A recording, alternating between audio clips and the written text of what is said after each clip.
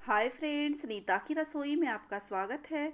आज हम लेकर आए हैं लसोड़े का अचार। इसे लेसवा भी कहते हैं या कई कई जगह इसे सेलवड़ भी कहा जाता है। बहुत ही स्वादिष्ट लगता है अगर आप इस तरह से इसका अचार बनाइए तो चलिए देखते हैं इसे कैसे बनाया जाता है।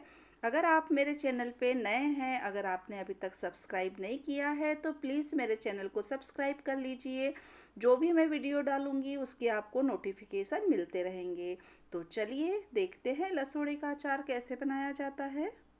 अचार बनाने के लिए हमने आधा किलो लसोड़ा ले लिया है, लेसवा।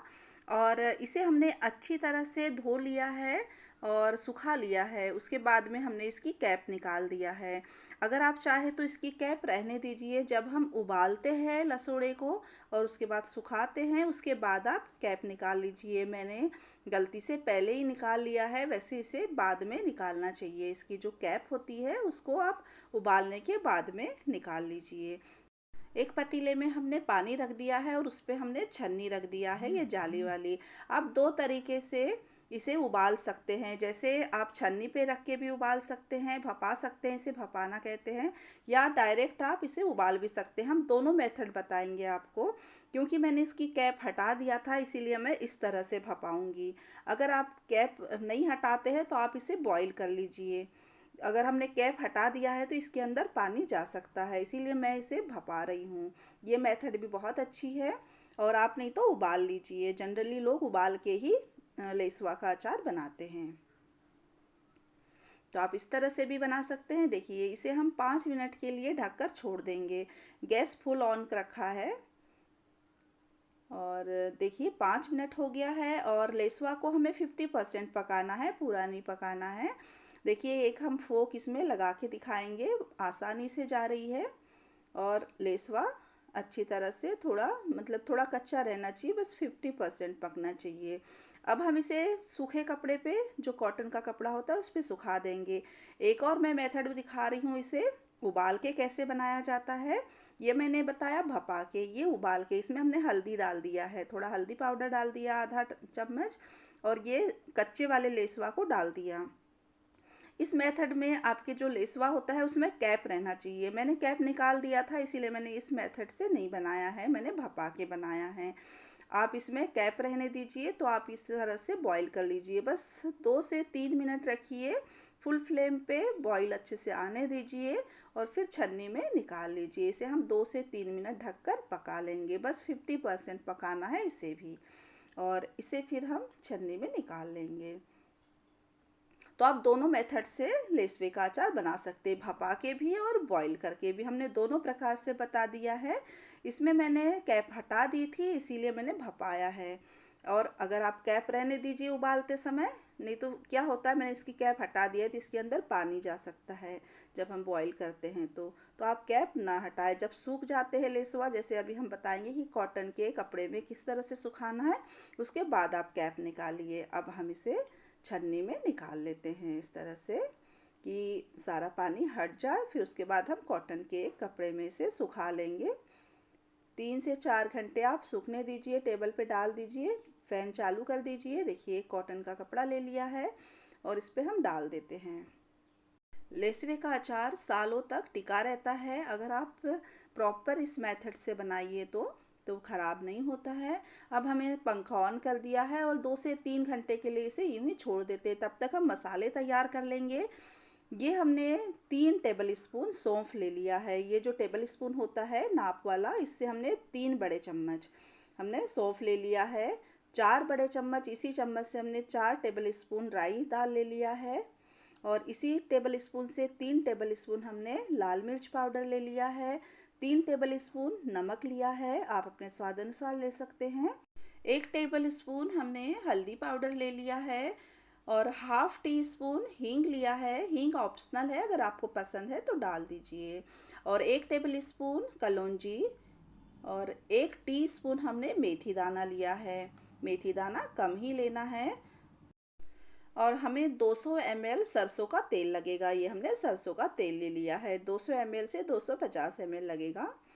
चलिए, सबसे पहले हम सौंफ को थोड़ा भून लेंगे। 1 से 2 मिनट इसका कच्चापन निकालने के लिए भून लेते हैं मीडियम टू लो फ्लेम पे। अब थोड़ा भून लिया है। इसके बाद हमने मेथी दाना भी डाल दिया इसमें। मेथी दाना भी थोड़ा भून गया। उसके बाद राई दाल डाल देते हैं, बस कच्चापन हटाने के लिए, बहुत ज़्यादा नहीं भूनना है, बस कच्चापन हटाने के लिए थोड़ा इसे 2 से 3 मिनट भून लेंगे। इसे भी हल्का हल्का भून लेते हैं, जो नमी होती है वो हट जाए। लो टू मीडियम फ्लेम पे भूनते हुए इसे 2 से 3 मिनट हो गया है, भूनकर हो गया। इसे एक प्लेट में निकाल लिया है। जब ये ठंडा हो जाएगा तब इसे दरदरा पीस लेंगे। अब इसी कढ़ाई में हम तेल डाल देते हैं, 200 ml तेल डाल देंगे और अब इसे अच्छा गरम होने देंगे। थोड़ा थोड़ा जब धुआं निकलने लगता है तब तक इस स्टेज पे गरम होने देते हैं। देखिए ये हमने दरदरा पाउडर भी पीस कर तैयार कर लिया है। इस तरह से दरदरा रखना है, बहुत चिकना नहीं करना है। तेल भी गर्म हो गया है। अब जब थोड़ा ठंडा हो जाएगा उसके बाद हम हींग डालेंगे। देखिए थोड़ा ठंडा हो गया है, बहुत गर्म में नहीं डालना है, नहीं तो सारे मसाले जल जाएंगे। काफ़ी ठंडा होने दीजिए। देखिए इसके हल्के हल्के बबल्स आ रहे हैं, बस इतना ठंडा होने दीजिए। काफ़ी ठंडा हो गया है, बस 10% गर्म है। और उसके बाद में हम सारे मसाले डाल देंगे। हींग डाल दिया। अब इसके बाद में हम मसाले डाल देते हैं। कलौंजी डाल देते हैं, लाल मिर्च पाउडर डाल देंगे, इसे भी अच्छी तरह चला लेते हैं। हल्दी पाउडर, क्या है जो भी थोड़ा गरम है तेल उसमें सारे मसाले अच्छी तरह सीख जाएंगे। ये नमक डाल दिया और जो मसाला हमने पीसा था, दरदरा पीसा था, देखिए इसे भी डाल देते हैं। क्या होता है मसाले थोड़े दरदरे रखने में जो अचार का स्वाद बहुत ही बढ़िया आता है, तो दरदरे मसाले रखिए थोड़े। जब ये मटेरियल पूरी तरह से ठंडा हो जाएगा उसके बाद में लसोड़े डालेंगे। ये ज़रूर ध्यान रखिए कि जब पूरी तरह से ठंडा होना चाहिए मटेरियल, उसके बाद ही आप लसोड़े डालें। लसोड़े का पानी भी पूरी तरह से सूख चुका है। अब हम इसमें मटेरियल में लसोड़े डाल सकते हैं। अभी ठंडा होने देते हैं मटेरियल को, उसके बाद हम लसोड़े डालेंगे। देखिए पूरी तरह से ठंडा हो गया है। अब हम इसमें लसोड़े मिक्स कर देते हैं।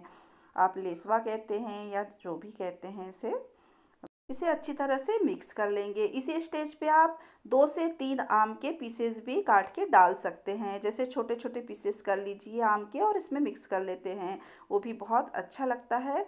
हमें तुरंत ही इसे जार में नहीं डालना है, 1 से 2 दिन तक इसे बाहर ही छोड़ देंगे और ताकि हम इसे अच्छी तरह से मिक्स कर सकें। तो सारे मसाले एक सार हो जाते हैं।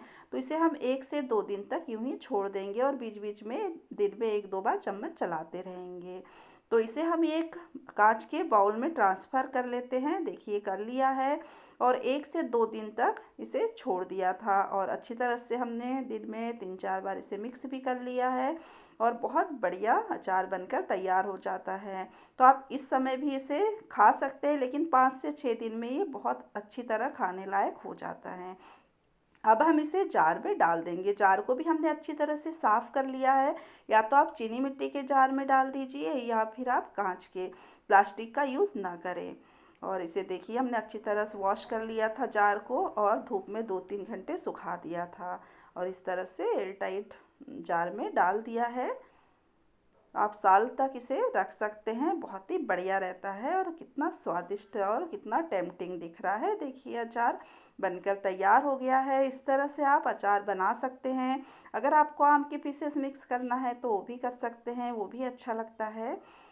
देखिए लसोड़े का अचार बनकर तैयार हो गया है। अगर आपको भी लसोड़े का अचार पसंद है तो आप इस तरह से ज़रूर बनाइएगा और मुझे कमेंट्स करके ज़रूर बताइएगा कि आपने अचार बनाया कि नहीं बनाया, और बनाया है तो कैसा बना। और मेरे चैनल को ज़रूर सब्सक्राइब कीजिएगा, लाइक कीजिएगा, ज़्यादा से ज़्यादा शेयर कीजिए। मिलते हैं नेक्स्ट वीडियो में, तब तक के लिए बाय बाय, धन्यवाद।